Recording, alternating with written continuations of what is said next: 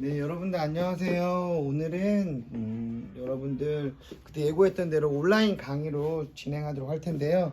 이번 주차의 주제는 전통 예절을 지키는 것은 필요한 것인가, 그리고 전통과 현대 사이에서 그 발생하는 충돌들을 우리가 아이들에게 어떻게 가르칠 것인가, 특히 도덕 교육의 맥락에서 어떻게 가르칠 것인가, 이 부분에 대해 좀 중점을 두고 이야기를 나눠보도록 하겠습니다. 네, 맨 처음에 그럼 전통 예절을 지키는 것은 우리가 필요한가? 이러한 반문을 한다는 것은 다시 한번 생각해 보면 우리가 이 현대사회로 발전하면서 전통사회라고 하는 것이 제대로 인정받지 못하고 있는 방증이겠죠. 그래서 우리가 오늘을 먼저 전통 예절이란 무엇인지 그 기원과 그다음 전통 예절이 무엇인지 그 개념 등에 대해서 한번 살펴보려고 합니다. 먼저 우리가 생각하는 전통이라고 하는 것은 과연 무엇인가? 우리는 신라가 삼국을 통일하면서 뭐 그 이전부터였지만 그때부터도 그 민족의 중심이 되는 종교가 불교였죠. 그리고 불교가 많은 사찰들과 함께 그 통일신라 시대, 그리고 넘어가서 왕건 이후의 고려 시대까지도 국가를 지배하는 이념이었죠. 국가를 지배하는 그 이념이었다는 게 중요한 것은 우리의 전통의 기반이 되었다는 점에서 중요한 것입니다.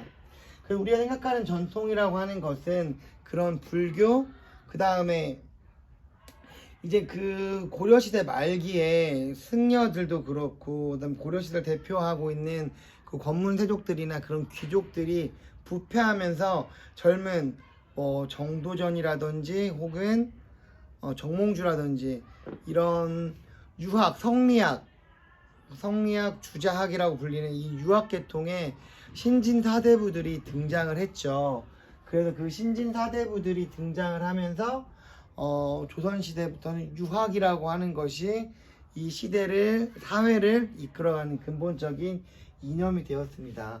그러한 불교와 유교 바탕으로 해서 우리나라의 전통 예절들은 그렇게 만들어져 왔던 것이고요. 그리고 우리가 생각하는 전통이라고 하는 거에 대해서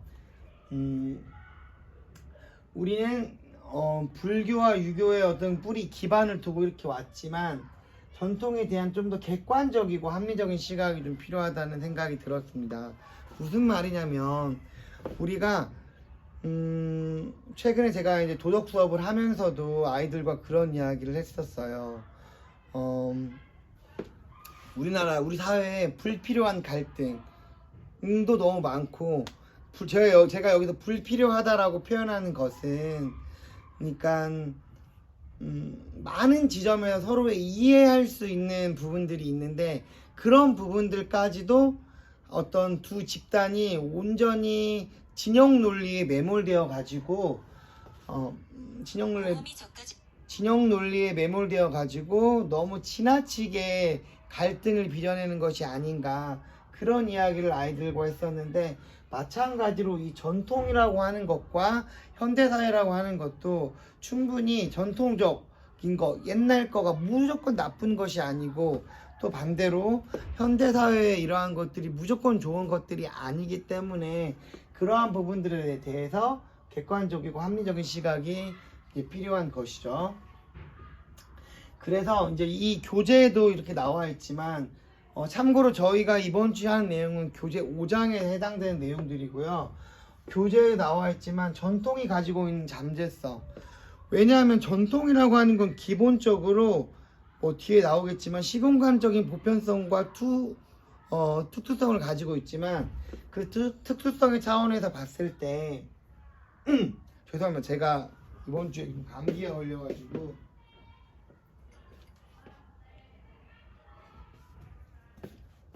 그 특수성의 차원에서 봤을 때 이 전통이라고 하는 것이 갖고 있는 잠재성이라고 하는 것은, 이 한반도라고 하는 곳에서 우리가 5,000년 역사를 살아오면서 우리가 갖고 있었던 다른 민족과는 다른, 그리고 다른 지역에 살고 있는 사람들과는 다른 그런 특수성이 있잖아요.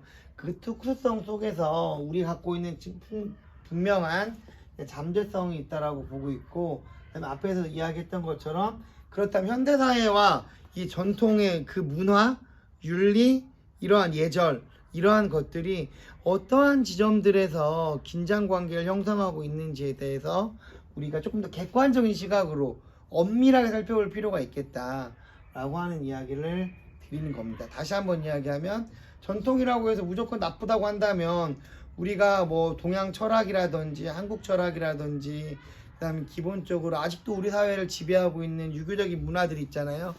그러한 문화들에 대해서 부정적인 평가를 내릴 수밖에 없기 때문에 이제 이런 지점을 생각해서 우리가 조금 더 합리적인 시각으로 바라보자 라고 하는 이야기를 드리고 싶었습니다. 그 다음에 그렇다면 전통예절이라고 하는 건 어떻게 시작됐는지에 대해서 구체적으로 다시 말씀드리면, 이제 우리 조선시대의 어떤 육아의 예에서 그 기틀이 잡혔다고 볼 수 있고요, 여러분들.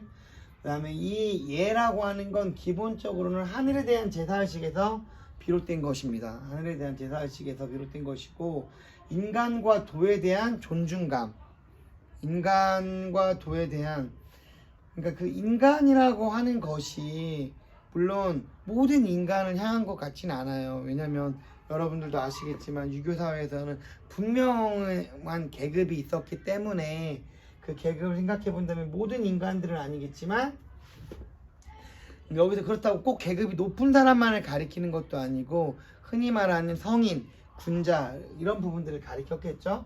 그리고 이제 도에 대한 존중감이 이런 예절로 나타난 것이 아닌가. 그러니까 여러분들 우리 보면은 이 전통 예절 중에서 여전히 우리 모습에 그나마 남아있는 것이라고 한다면 관혼상제를 들 수 있을 텐데, 사실 우리 관례, 성인이 되면 성인 의식 같은 걸 치르는 게 관례잖아요. 이 관례 같은 경우에도 사실은 뭐 나이도 달라졌지만 서양의 풍습대로 우리가 뭐 20살이 되면은 5월에 그 셋째 주 뭐 제가 잘 기억이 안 나지만 그런 성인의 날에 맞이해가지고 뭐 장미꽃을 준다든가 이런 서양식의 풍습을 많이 따르고 있고, 뭐 혼례 같은 경우에도 저는 이제 교대 윤리교육과를 나왔기 때문에 교대 윤리교육과에서는 전통 혼례식을 일종의 의식처럼 행사 축제 때 그런 의식처럼 했었거든요. 그런 거 말고는 사실 물론 간혹가다 있긴 하지만 여전히 턱시도와 웨딩드레스로 대표되는 서양식의 결혼 풍습이 자리 잡고 있죠. 그리고 이제 관혼상 상을 치를 때도 여러분들 보시면 예전에는 집에서 많이 이제 그런 모습들이 있었지만 요즘은 집에서 상 치르는 일 거의 없죠. 요즘은 보면 이제 뭐 장례식장 같은 데서 이렇게 상을 치르는 어떤 현대적인 모습, 복장 같은 것도 그렇고, 근데 제사 같은 경우에는 그나마 제가 봤을 때는 여전히 비슷한 모습으로 많이 남아있지 않나 그런 생각이 들어요. 그래서 이 제사 의식의 이 제자잖아요. 그래서 인간과 도에 대한 존중감을 표현할 때 이런 관혼상제 같은 육아의 어떤 의식 같은 것들을 우리가 한번 눈여겨볼 필요가 있겠다라고 하는 거 말씀을 드리고, 그다음에 마지막 올바름에 대한 지향입니다. 올바름. 약간 이제 도하고도 이제 관련되어 있다고 볼 수 있겠죠. 예전에 이제 조선시대의 육아뿐만이 아니라 석가가 깨달음을 얻기 위해서 그 고행의 길을 떠났을 때도 그 도라고 하는 거, 그 올바름이라고 하는 거, 그 깨달음이라고 하는 건 다 비슷한 궤를 이루고 있다라고 볼 수가 있겠죠. 그래서 전통 예절이라고 하는 것은 이런 도에 대한 존중, 올바름에 대한 성찰, 이런 것들이 우리의 일상적인 생활 모습으로, 생활 양식으로 드러난 게 예절이라고 볼 수 있고, 우리가 지금 현대사회에 살고 있기 때문에 현대사회와 대비되는 개념으로 전통이라고 하는 이름을 붙이고 있는 거겠죠.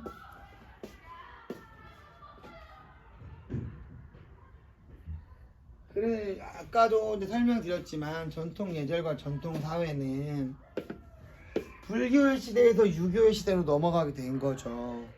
그러니까 불교의 시대라고 하는 것은 상대적으로 가족이라고 하는 가족 공동체의 역할이 조금 약화되어 있었던 부분인 거고, 그다음에 유교를 통해서 조금 더 예절이라고 하는 부분을 구체화시킬 수 있었던 거죠.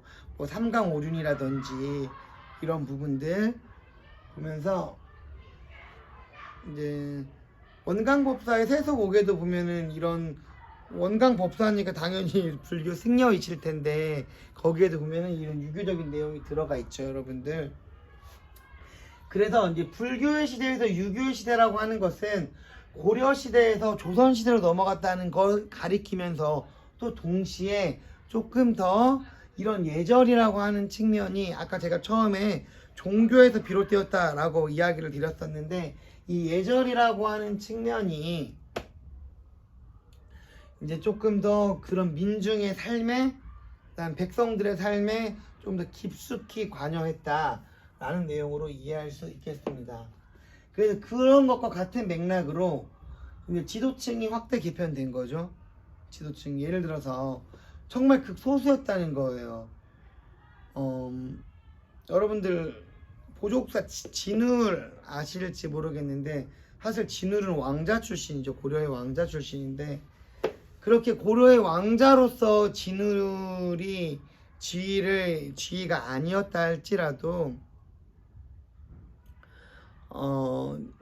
그 당시에 국사라고 하는 이름이 붙인 그런 스님들은, 그러니까 승려들은 사실 왕의 스승 혹은 어떤 귀족들에게 추앙받는 그런 대상들이었죠.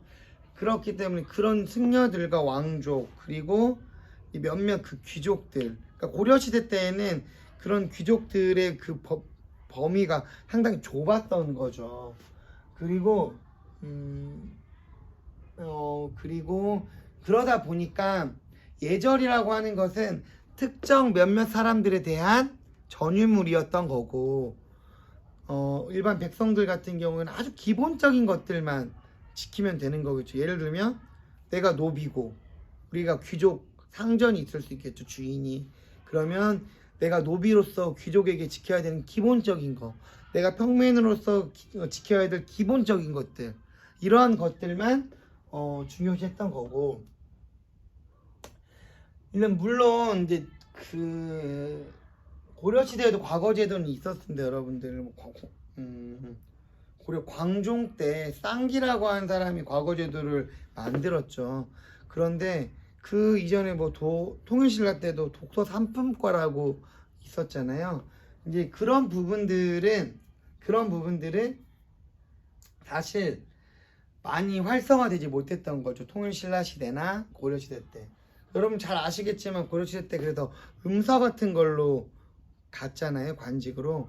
음서라고 하는 건 기본적으로 나의 아버지가 귀족일 때 받을 수 있는 관직이었기 때문에 아까 말씀드렸던 것처럼 여전히 그 소수의 지배층들만 견고해지게 된 거였죠.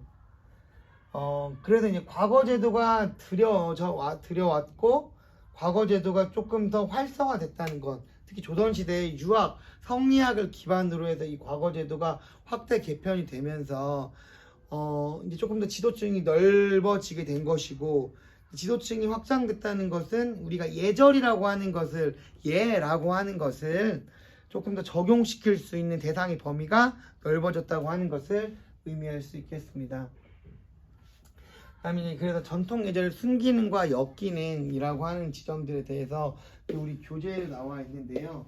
그 부분의 내용을 조금 살펴보면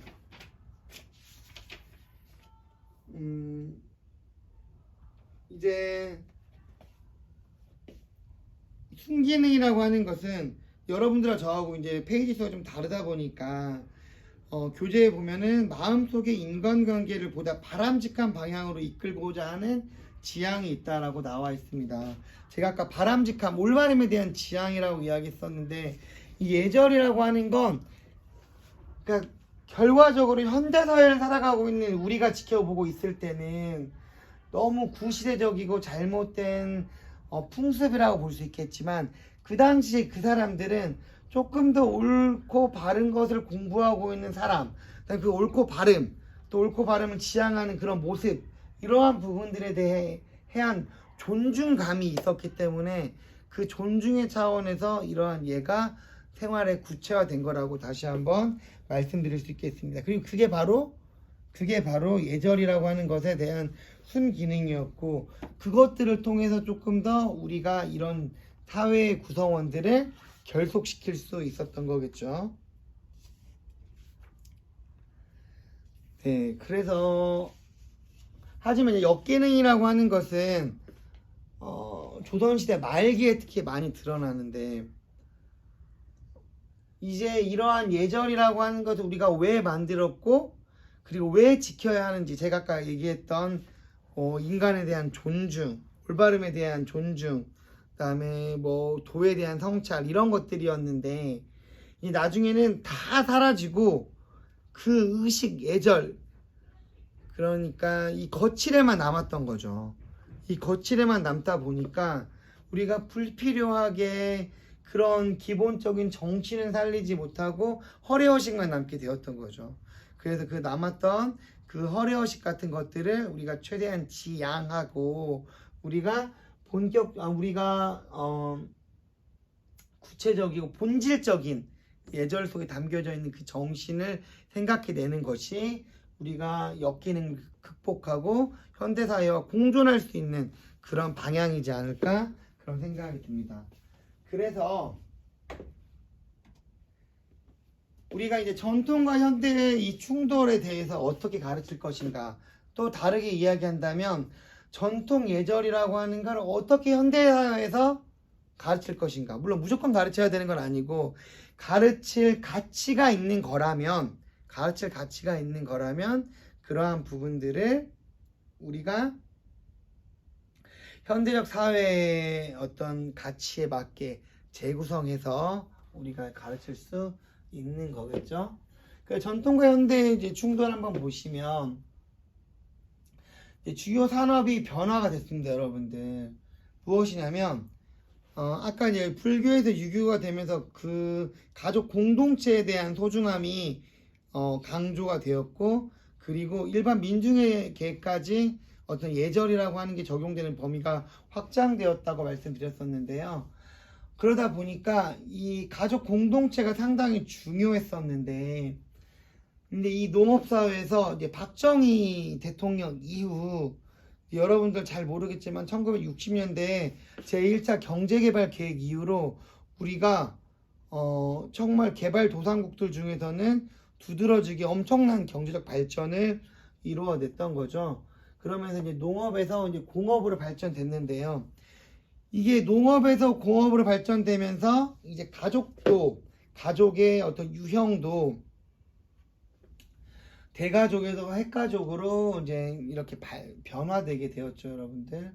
그러면서 대가족에서 우리가 가족들이 할아버지, 할머니, 아빠, 엄마, 그다음에 가족 혹은 손자, 손녀 이렇게 함께 살았을 때 우리가 추구했던 예절 혹은 추구했던 가치와, 그다음 공업사회로 넘어가면서 여러분들은 이런 용어 쓸지 모르겠지만 교재에도 아마 그런 표현 나올 텐데, 핵가족이라는 표현을 쓰잖아요. 이 핵가족이라는 표현, 그러니까 아빠, 엄마 하고 그다음에 자녀도 한둘 정도 낳는, 그러니까 서너 명 정도로 이루어진 이런 가족의 형태잖아요. 이렇게 핵가족으로 변해가면서 가치의 충돌로 인해 다시 한번 어떤 예절의 충돌. 옛날 같으면 제가 어렸을 때만 해도 부모님한테 반말하면 할아버지 할머니 크게 꾸중 듣고, 선생님한테 꾸중 듣고, 동네 어르신들한테도 꾸중 들었었어요. 하지만 요즘은 부모 자식 간의 어떤 반말하는 부분에 대해서 사람들이 그렇게 판단하는 사람들 많이 없죠.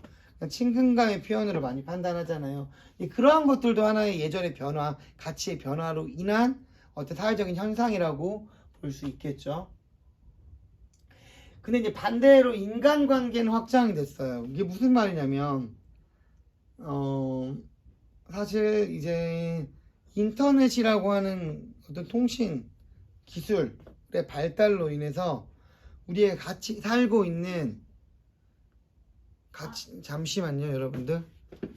같이 살고 있는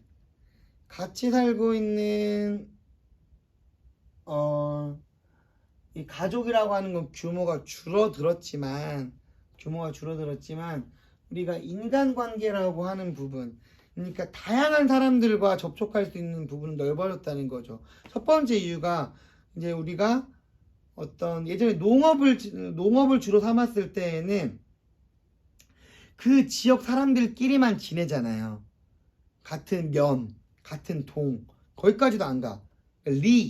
어떤 마을 정도 사람들하고만 어울리고 그 사람들하고만 평생을 같이 지내다가 죽는 거죠. 그런데 지금 우리가 살고 있는 이 현대사회의 삶을 보면은 우리는 뭐 우리 사회, 지역사회뿐만이 아니라 저도 이제 내일 모레면 서울로 출장 간단 말이에요.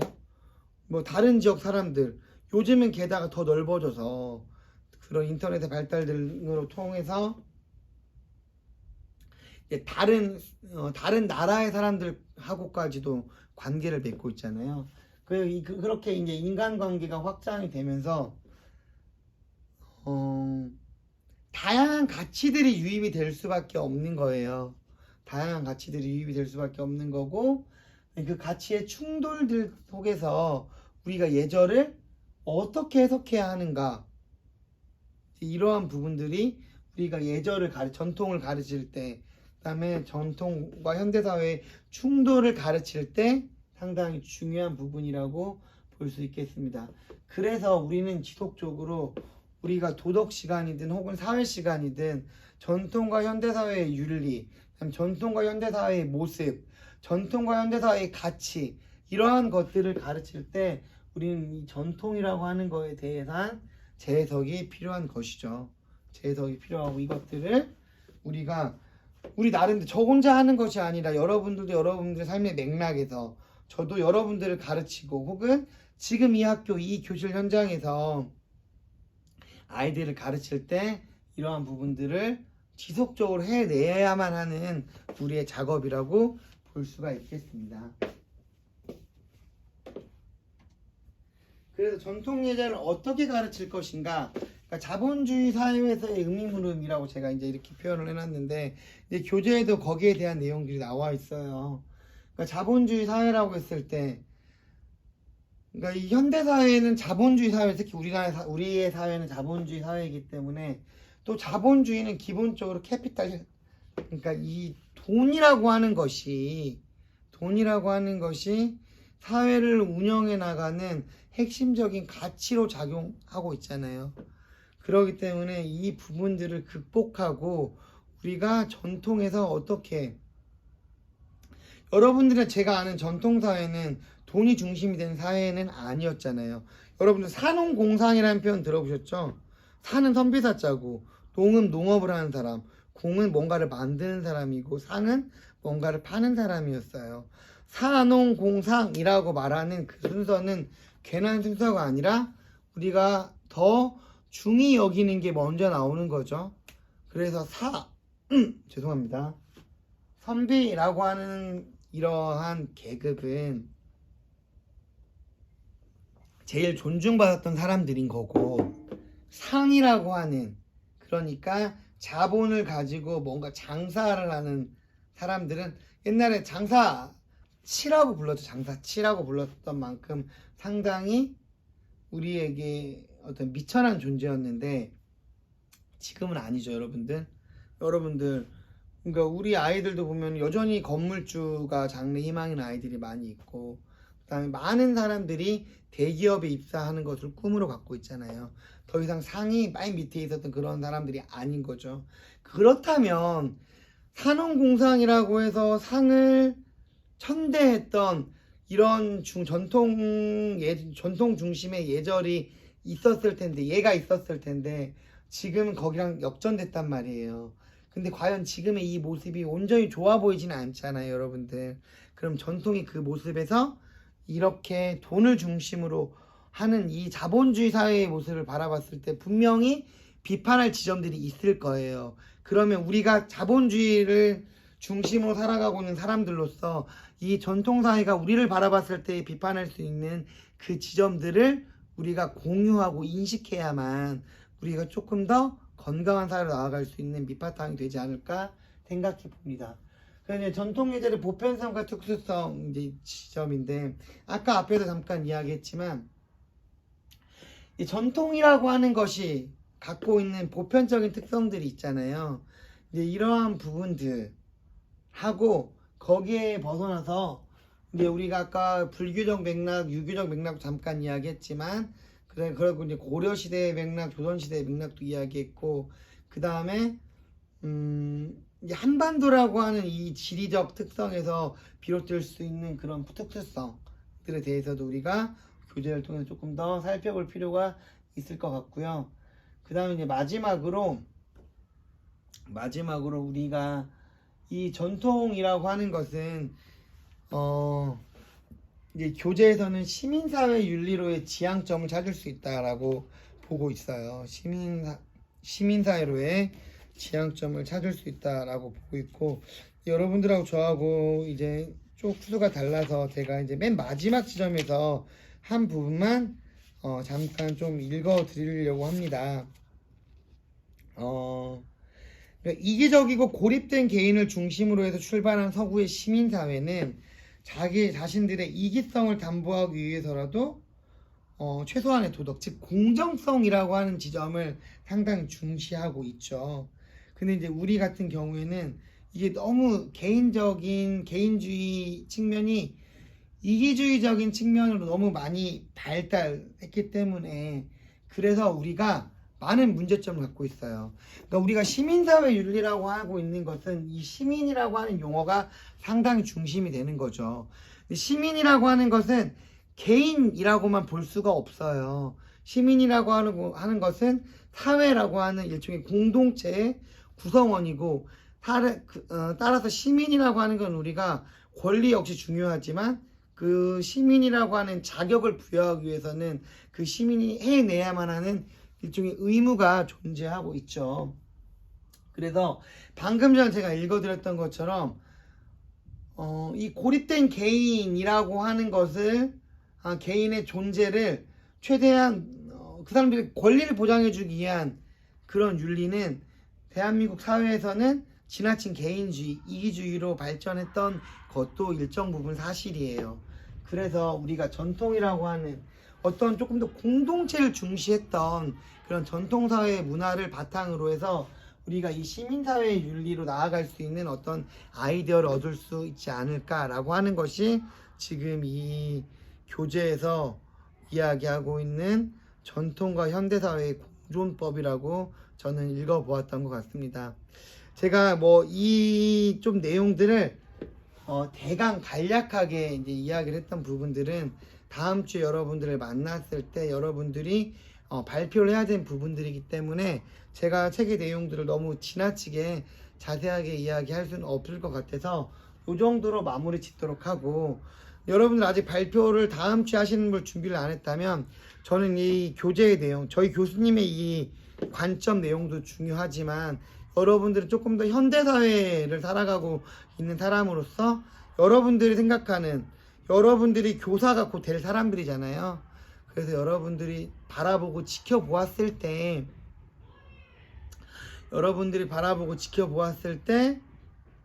우리가 얻을 수 있는